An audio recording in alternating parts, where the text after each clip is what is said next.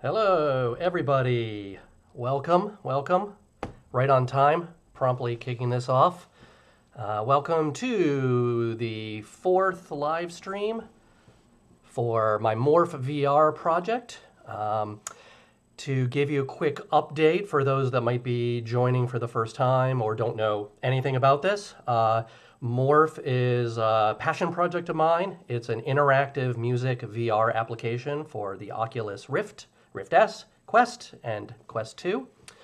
And it actually was released. I started these a few weeks ago, but the actual app was released now 2 weeks ago over on SideQuest VR, which is where you can get it for your Quest, Quest 2 or Rift, and it's also on itch.io if that is your thing. And yeah, it's been going well so far. I've been getting really great feedback about it. And I think we're nearing about almost 400 downloads of it and getting some nice reviews. And so I would encourage you, if you haven't checked it out, to go and check it out over on SideQuest VR. I put some links over in the chat. I'm not sure if they're showing up. Let me know if you don't see the links. I put a link to SideQuestVR.com and I put a link to Bandcamp. And that's where you can go and get the soundtrack. And the VR app is free, and the soundtrack is free. And of course, any donations you want to make are great. I'm working on another version of this, and so any donations I will apply towards continuing to work on the project and make it better and add more features and add more music. Actually, I'll talk about that in a little bit more in a second. So go visit those things. And so I've done a few of these live streams, and every live stream I sort of go a little bit into the application, into the experience a little bit.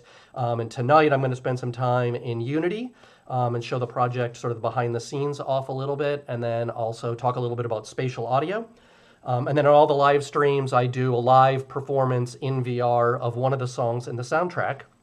And there are 9 songs in the current soundtrack. If you go to Bandcamp, you can hear all 9 songs that I mixed inside VR.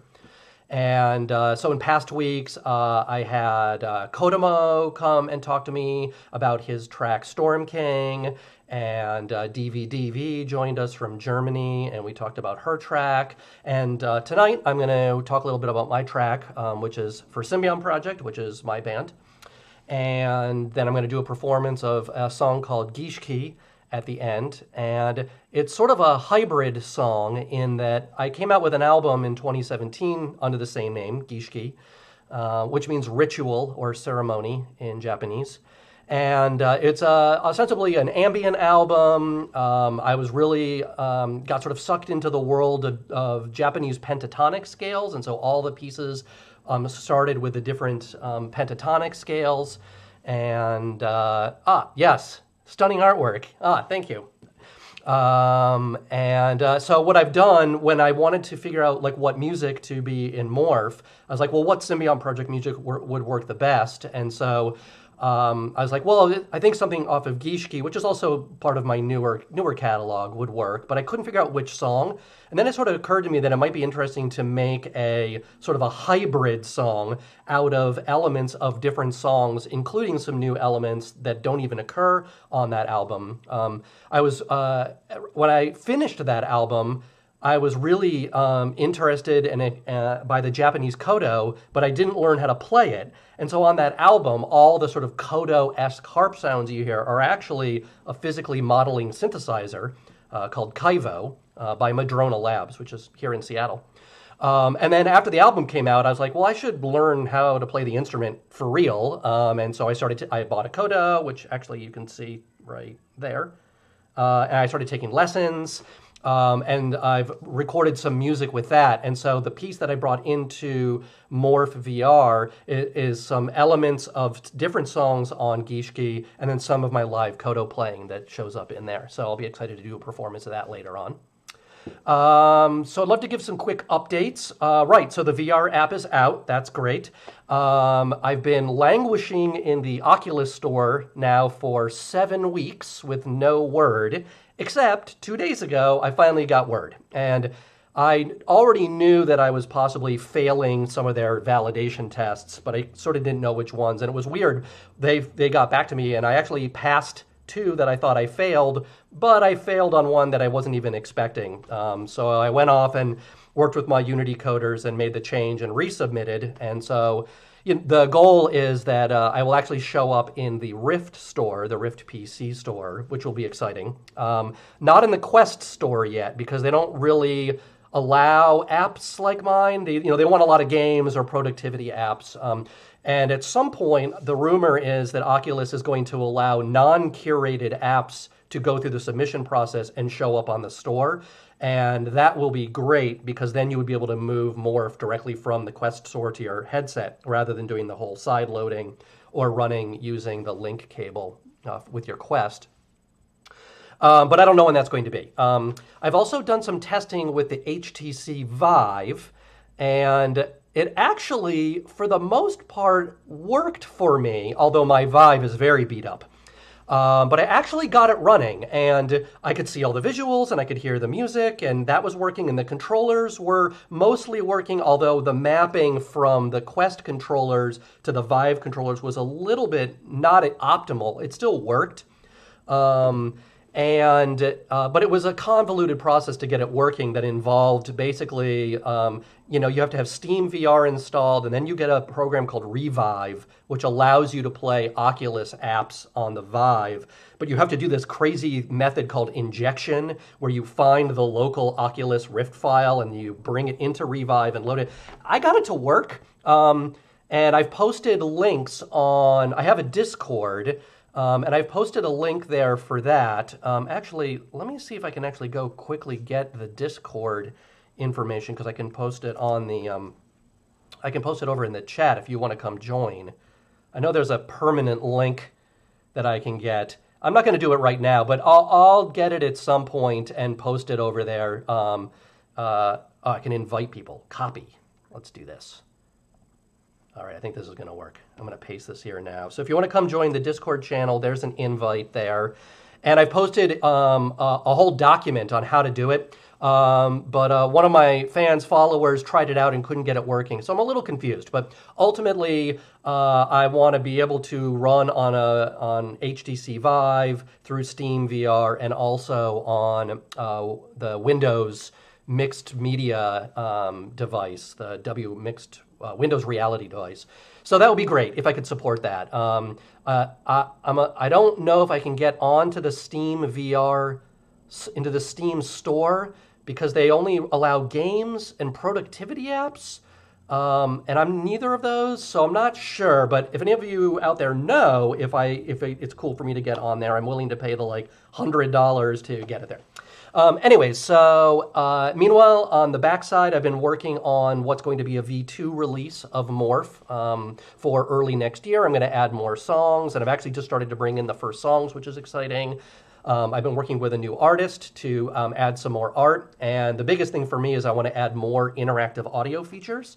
And probably in a future live stream, when I get closer to the release, I'll start to talk about some of the cool new features I've been working on. So that's been exciting. And then probably the last update is I did a mix. So I have another song in Morph for a project of mine called Black House Triangle, which is more on the extreme ambient noise drone front. And there's a song called Id, Ego, Super Ego in Morph. And I've actually, you can get the mix of that in the soundtrack on Bandcamp, but it's also been released for streaming. And so I'll actually post this here on, for any of you who use Spotify in the chat. Here's a link to a Morph playlist that I've created. And as other artists potentially release the songs I create in Morph on streaming, I'll add them to this soundtrack. But the best place to get it is to go to Bandcamp, and it's free. So check that out. So I think those are the updates. And so now I think it might be fun to go a little bit into the Unity session and talk about spatial audio. So I'm going to transition over here to Unity and fade this thing in here. And looks like that is working. And so What you're seeing here is one of the song scenes in Unity, and if I zoom out, you can see that basically this is the room you're in. It is a dodecahedron. I'm a big fan of all the hedrons. Octahedron, tetrahedron, so many good hedrons. But this one's particularly good just because it's close to a sphere, but there's lots of flat planes. And so as you look around in here, you can see that the ORPHs, of which these objects here are the ORPHs, which are the floating audio objects, can basically bounce off the walls and go in different directions. And so if I zoom out here again, you can sort of see you're in the middle of this space, and you as the player, the user, are in the center of this space. Let's see if I should, right here where this is represented, this object here is where you are. And so you can look obviously in all directions, up, down, and left and right, and these ORPHs are all around you. I'm going to stop playing here. And so what is happening is that this is a zero-G environment, and so each one of these objects is a track of audio. And so you can see over here, I've got all these different ORPHs. There's Kodo, and there's clouds, effects, and then I've got some drums, some chimes and shaker and woodblock, and then I've got some music. These are some synthesizers, so here's like a Kaivo soft synth and some drones. I'm a big fan of the Isotope Iris 2 synth, so there's a lot of that in this song. And then when I was in Tokyo now 2 years ago, I did some field recordings while I was in Tokyo on the subway system, and so I've got a couple of field recordings here. And so if I click on one of these, we'll zoom in here, and you can see here is one of the ORPHs. And so this is each one of these objects. So like this red object and this white atom, and if I sort of click around, each one of these is a track of audio. So like this one here is a shaker loop, and this one here is drum machine, and this one here is a synthesizer loop, and up here is a Koto loop. And so I've broken these up into different classes, 4 different classes, and so each class has its own object type. And what I like about that is that when you're in the experience, you don't necessarily know what you're looking at. You can see the objects. You can be like, oh, well, there's a red triangle object, and there is a green asteroid object, but you don't really know what they are until you interact with them. And you interact with them by grabbing it with your controller, and you can bring it close to you or farther away. And the closer you bring it to yourself, the louder it gets, just like in the real world. And when I talk a little bit about spatial audio in a moment, I'll go more into that. And so when you look around, you'll quickly realize that I've grouped all the different sounds together so that they're similar. So like if you grab any of these 3 objects here, you'll realize that these are all subway field recordings. And if you start to grab any of these red objects here in the background, you'll realize, oh, these are all synthesizer sounds. And so as you look around, you can be like, oh, okay, all of the red triangles are synthesizers. But you don't actually know which one what it is until you start to interact with it. And that sort of abstract disconnection I like, because what I hope is that it encourages users the players to want to interact with them and experiment with them and see what they are.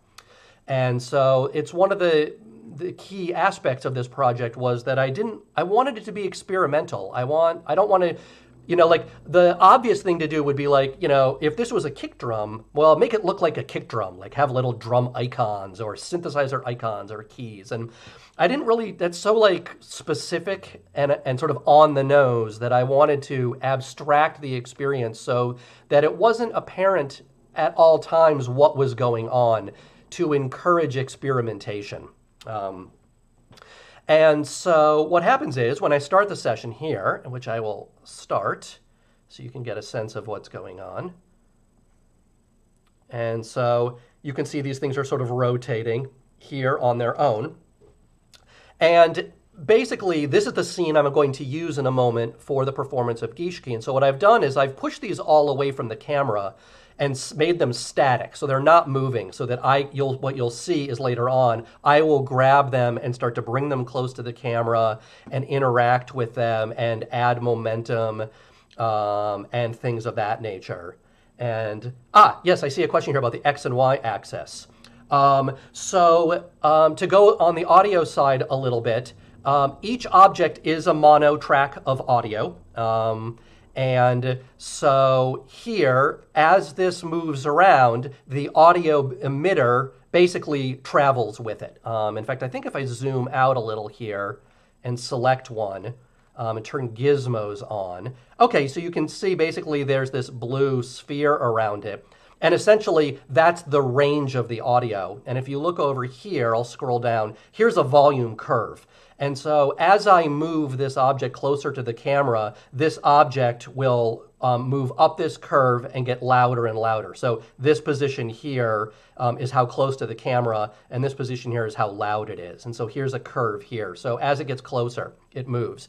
And then, because the listener position is in the exact center of the space, if the object moves to the left side of you, then it will move into your left headphone or to your left speaker, assuming your head isn't changing. Because remember, with VR, your head position with the gyroscopes and all of the head tracking means that you're actually the camera, right? As you move your head around, you are changing the camera position, but you're also changing the listener position. It's not moving from the center. So even if you like move around in your space, you're not changing where your head is, but you are changing the orientation. So if you put one of these emitters directly in front of your face, and then it would come out of both speakers. It would sound like it's essentially centered. But if you turn your head away and look to the left of it, because it's static in space, it will then pan over to your right headphone, to your right speaker, the right side.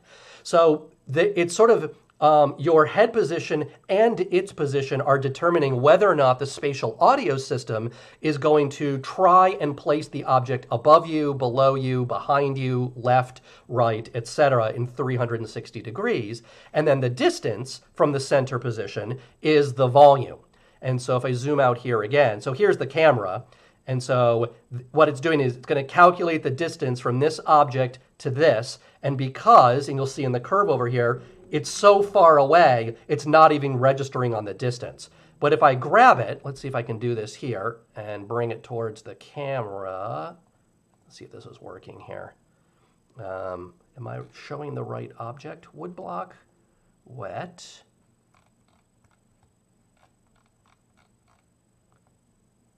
Oh, I've totally moved it outside of the thing. My Unity skills of moving objects around are not identical, not very great. As you can see, I don't know what exactly is going on here. Did I actually bring it close to the camera? Let's find out. Hey, I did. So now you can see this line has gone way up. So its volume is actually quite loud now because it's right next to the camera. And so as I move this around, you can see as I move it away from the camera, its volume goes down. And then as I bring it back towards the camera, its volume goes up. And so that's basically how Unity is calculating the audio aspects of it. Now the rotation, you asked about the rotation. So this spinning is just cosmetic. It is not actually affecting the sound. I do have some ambitions to potentially tie some audio effects to how fast this is spinning. And so, like, if you grabbed it and removed all the spin, for instance, like, the most obvious thing would use something like LFO. And so what I could do is I could put a flanger effect onto this ORF and have the rate of the LFO be controlled by the rate of the object spin. So if you spun it very slowly, then the LFO would be going slowly. And if you grab the object and induced a lot of spin into it, you would get a very fast LFO. So I'm investigating things like that. Unfortunately, Unity's audio engine is a little primitive. And so I've been doing some experimentation with that stuff. And I think if I want to get more sophisticated with Unity, I will probably have to move to a program.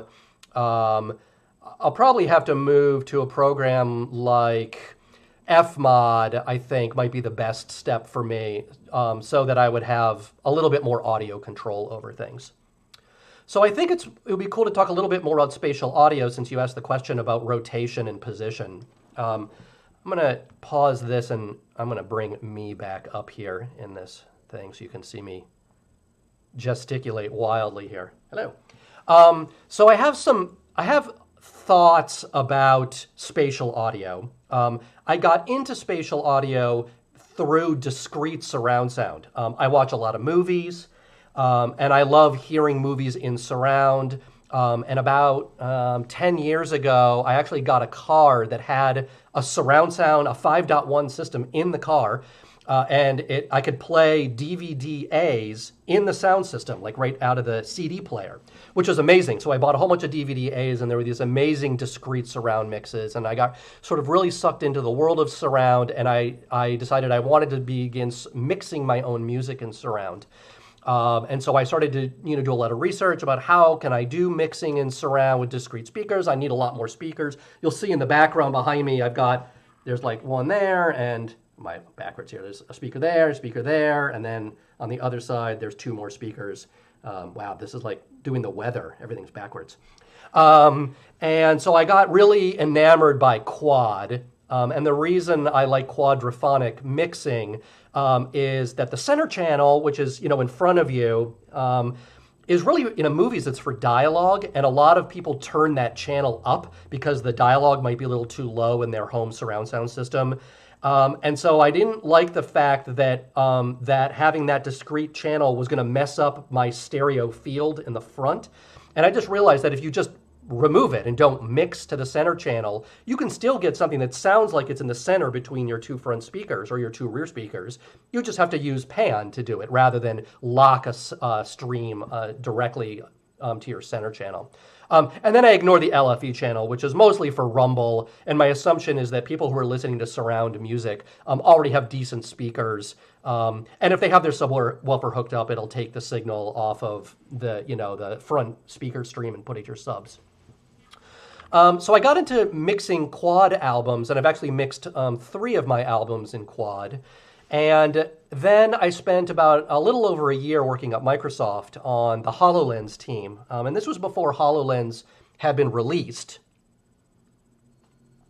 So this was, 6 years ago now. And my job there was to basically head up an audio team doing experimentation and building some demos for the spatial audio that was going to be in the shipping device. And it's in there now, even with HoloLens 2. They have some really amazing spatial audio algorithm running in there with HRTF and some customized HRTF algorithms that they've developed there at Microsoft. And that's where I really got enamored by what you can do with spatial audio, the ability to, mimic how our, biologically, how we hear, physiologically, and then turn that into a mathematical algorithm, and then in a virtual environment, move audio around your head and make it sound like this virtual audio is coming from all around you. And that was a super fun experience. And then after I left Microsoft, I got more into VR. I began working on this Morph VR project, fully knowing that I wanted to do an HRTF spatial audio experience with music. And it's been interesting because over the years of working on this project and talking with a lot of audio engineers about spatial audio, I still have friends at Harmonix in the audio department who did some spatial audio in Audica and Rock Band VR and things of that nature. And talking with technical audio people like coders and hardware engineers about what you can do with spatial audio. I've sort of veered around about my opinions on it. I'm still a firm believer in spatial audio, in the same way that I'm a firm believer in VR as just a really fantastic virtual immersive experience. And I think combining VR and spatial audio is a really great pairing. What I have found is that if you close your eyes and play people spatial audio and ask them to point where they think the sound is, they do an okay job of pointing it out, but it's never very good. All the up and down for humans is not great. Sometimes people have a problem with inversion of the forward and backward axes, where a sound could be directly behind them, but it sounds like it's in front of them. Clearly, we hear very well left and right. But as you start to get more extreme about it's up and to the right and behind you, The minute you have visuals, that helps. Humans, all of our senses work in conjunction. So if you're just trying to do a spatial audio experience with just your ears, I think there's only so far you can go. The minute you add the visual and you see a virtual object hovering in space, and that object has its sound mapped to it in virtual space, and then you have a decent surround spatializer HRTF algorithm, it can actually be very convincing. But it doesn't work for everything. And there's a bunch of caveats with spatial audio that I have it's helped form my opinion about what aspects of spatial audio I believe in and what aspects are still a little dubious. The biggest problem, as I see it right now with spatial audio, is that the algorithm is based on an HRTF of a single human head size. And I think it was captured, I think it was the MIT dummy from years ago. And they created a head that's the size of probably a white dude. And they put in really high quality, microphones in here. And they created a mathematical algorithm by playing sounds all around and capturing those sounds and hearing how things like the pinna of your ears and the distance of your two ears becomes the way that we hear. The problem is that they took that mathematical algorithm, which is based on that one head size, and that's the algorithm that's used for everybody. And so if you're a kid or you're a woman or, your head, all our heads are different. The shape of this is different. Mine are big, especially when I pull them out. The distance between my two ears is different. We're all very different. And it's these physiological differences that make it how we perceive the world from an auditory point of view. The problem is that when you then go into a virtual spatial audio experience, you're using an algorithm that is from somebody else's head, and that's bad. So there's been a lot of talk about personalized HRTFs, and that will be huge. That means that through some sort of technique, I can create an HRTF map of my head. And there are various ways to do it. You can do it with a webcam by, or LiDAR by just doing a head scan where I could rotate very slowly around and the camera could basically create a pretty decent 3D map of my head. That would be huge. Another way is you could hold up something simple like a credit card or say a AA battery, right? AA batteries are all exactly the same size. They never change size. So if I held this AA battery here and the camera's like, well, if this is, 1.25 inches or whatever this is, well, then the distance between my two eardrum openings must be this much. So there are some interesting ways you can start to calculate that. And I think once we get personalized HRTFs, the quality of the experience will go up. The other big thing about HRTF is that it really does not work on everything. I believe that a lot of the way our senses are formed are evolutionarily speaking based on fight or flight. And, early humans had all this danger and our senses evolved to deal with that danger. And so the ability that our eyes don't really work at night, but our ears work really great is such a great pairing because if you're about to be eaten by some wild animal in the middle of the night, thank God we have ears and that we can detect that the thing that's about to eat us might be behind us or in front of us is super useful. And so when you are playing back sound effects, field recordings, ambisonic audio is huge just because the microphones are capturing the surround environment. But if you play a bird sound and you move that bird sound around in spatial audio, it's actually very convincing. You can put it behind you and you can instantly know I can hear this behind me. What doesn't work well is music. That's what I found in my personal experience. And I'd love to actually maybe have a live stream at some point and bring more people who have a lot of experience with spatial audio on, and we can debate these things. Because right now I'm just sort of debating with nobody here, except the viewers who are here. And thank you for joining. But what I have found is music does not work super well. For one, low frequency content does not spatialize well anyways. Like, when they say if you buy a subwoofer, you can put the subwoofer sort of anywhere in your room because bass frequencies propagate everywhere, whereas high frequency content is very directional and goes basically sort of like in one way. But bass frequencies go everywhere, right? They wrap around corners and bounce off everything. And so it doesn't really matter where you put your subwoofer. And so from a spatial audio point of view, low frequencies don't really spatialize that well. And I've sort of found that to be, somewhere around anything under 600 hertz just doesn't really localize that well.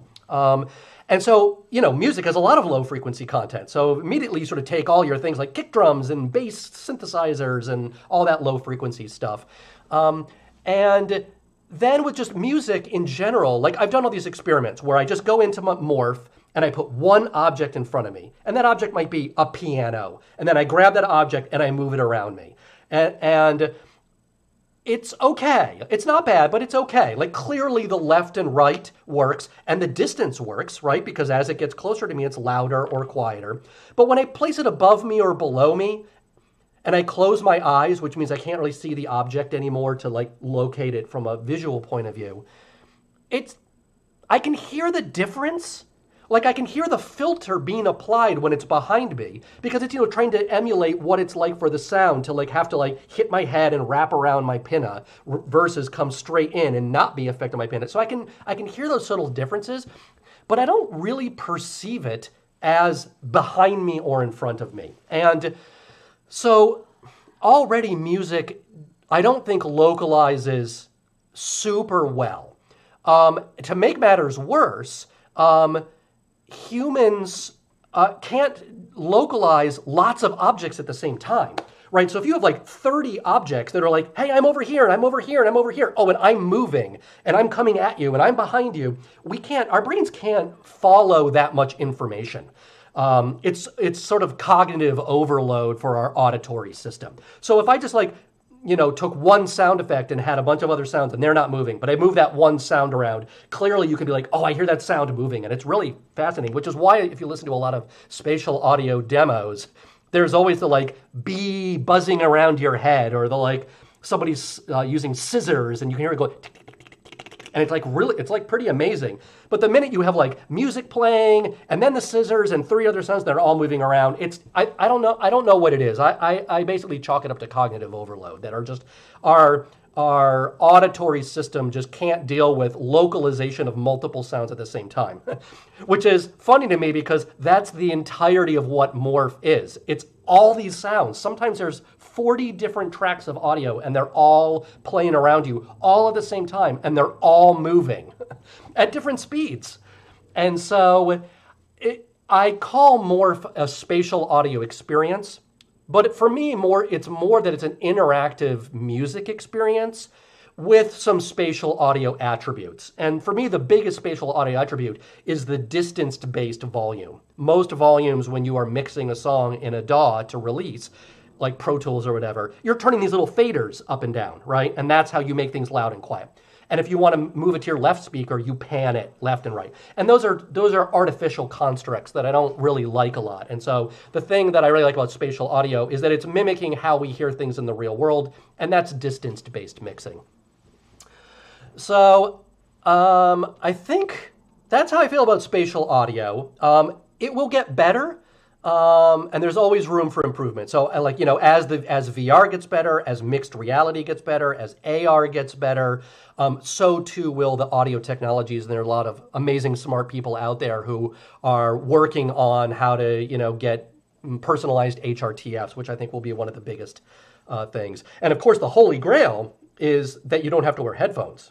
Right now with HRTF, which is essentially a binaural experience, you have to have headphones because the audio signals from the left headphone will only go to your left ear, not your right ear. Whereas if you have two speakers, audio from the left speaker will go to your right ear. And so you get all this crosstalk between the two speakers. And there's actually some amazingly smart people doing some deep dives into crosstalk cancellation, which allows the content from your left speaker to only go to your left ear.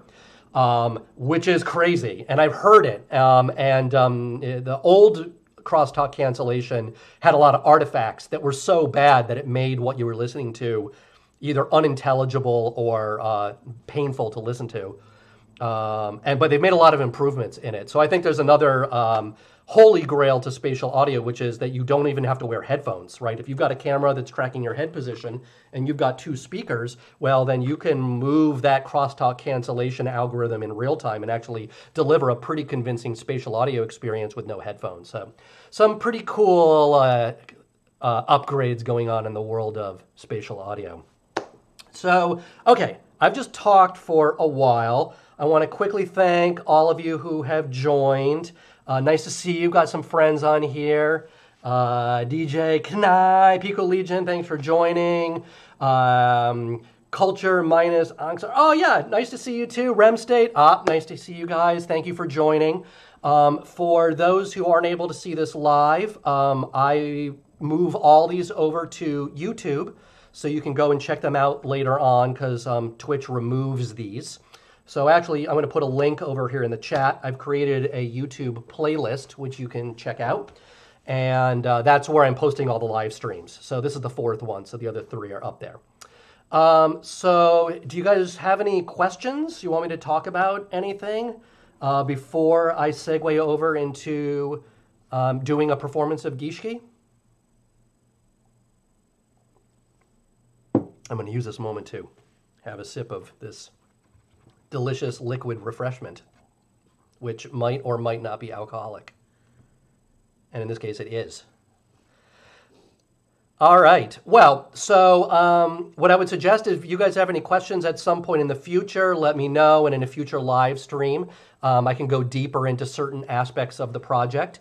Definitely excited to talk about some of the new features. One of the big audio features actually just got implemented this week, and I was very excited to play around with it, and that's going to be in the next version of this app. So I'll be excited to talk a little bit about that some more. So I think maybe the best thing to do is I'm going to take a brief moment here and get my headset set up. So I'm now using the Oculus Quest 2 to do these. And I use the Link Connect here. So I basically do these live VR performances right out of Unity. One of the frustrating things, I don't know if it's a new Unity thing or an Oculus thing, but every now and then, like it just like get like a black screen for like literally 1 frame or something. So if you see like weird glitches, I tell me if it's Unity or Oculus. They probably are going to blame each other. So I don't know. Anyways, so I'm going to segue over and get ready. So the song I'm performing is by Symbion Project, which is my band of 25 years. And it is a song called Gishiki. And you can get a recording of this. And they're all different, of course, because every single time you go in, the experience is different, depending on how you interact with the audio. And so go check that out on Bandcamp. I want to thank everybody for joining. And so I'm going to get ready here. So this is Gishiki by Symbion Project.